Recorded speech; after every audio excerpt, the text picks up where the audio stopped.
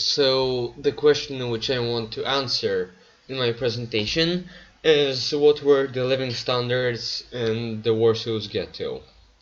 Before I wanna start my presentation, I wanna show you the Warsaw's ghetto area, which stretched nowadays Warsaw. It would stretch from the Metro Centrum to the Wola and Muranów. And I also asked myself who and when built the Warsaw's ghetto.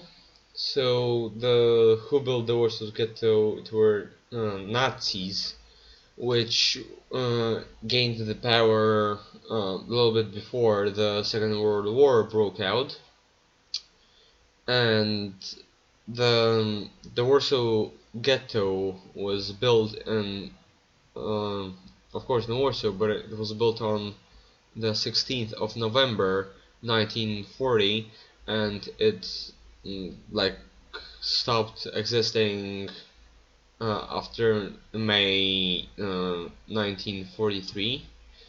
And the ghetto itself, it meant the closed area for the Jews which were deported, moved from one city to another, or like from Warsaw to this place, because the Nazis thought that the Jews were the reason why they lost the First World War and the oil crisis which happened in the Germany, but this is the topic for another presentation. And according to the size of the Warsaw's ghetto, it was one of the biggest ones in the general government, and the general government was stretching through Warsaw, from Warsaw to Krakow, and it was the flag of, over here was the flag of the general government, and the Warsaw's ghetto, here is one of the picture of it. So the left side of the pictures were the trams and people, and the cars is the Warsaw's ghetto. As you can see, it was closed. It was the picture was taken near Żelazna Brama square. So as you can see, there is the wall which was closed, of course. So it just was like the border between the ghetto and the Warsaw, which was opened to Polish citizens, if we can say like this. And the ghetto was, as I said before, only uh, lived by Jewish people. And now I'm going to answer my main question of the presentation. So the question was, what were the living standards of the Warsaw's ghetto? So as you probably know from the history, that the Warsaw's ghetto was, the living standards were very hard. So at first, the living standards in such a small place were very difficult, because on 1 square kilometer there were around 146,000 Jews living. So that means, and also the area of the Warsaw Ghetto had almost 3.5 square kilometers. So that means that in the Warsaw's Ghetto there were around like almost 500,000 Jewish people living. So there was very small amount of space for that many people.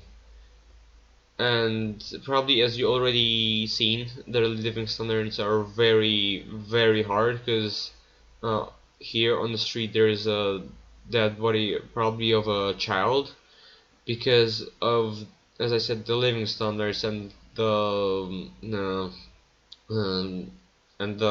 fact that this part of the city was very poor. And also, as you can see here, there are three Nazi officers right here, which were cleaning the streets from dead bodies of mainly children and young adults. And it was because of the hard labor, which also they had to do in the inside of the ghetto.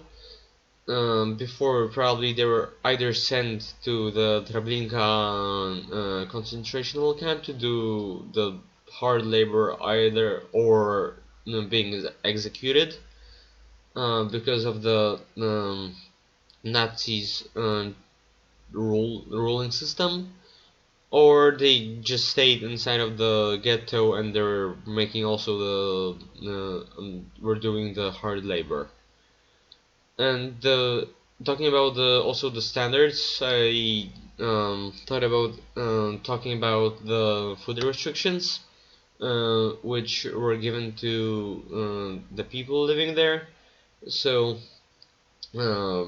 mainly the food restrictions for the single person which was living in the Warsaw's ghetto was was food which had up to 400 kilocalories per day, and also sometimes the kilocalories which were allowed per one day like went down up to 200 kilocalories. So to nowadays, let's take a like normal loaf of bread, which you can buy in normal shop and like a local shop, have um, like 264.6 kilocalories.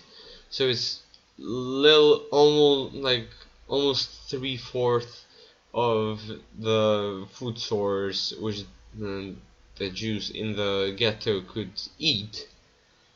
So according to the hard labor which they had to do, and versus the food which they got, those were the reasons why many people died from hunger and diseases, or just they were overtired of working. And this is the three sources which I was using.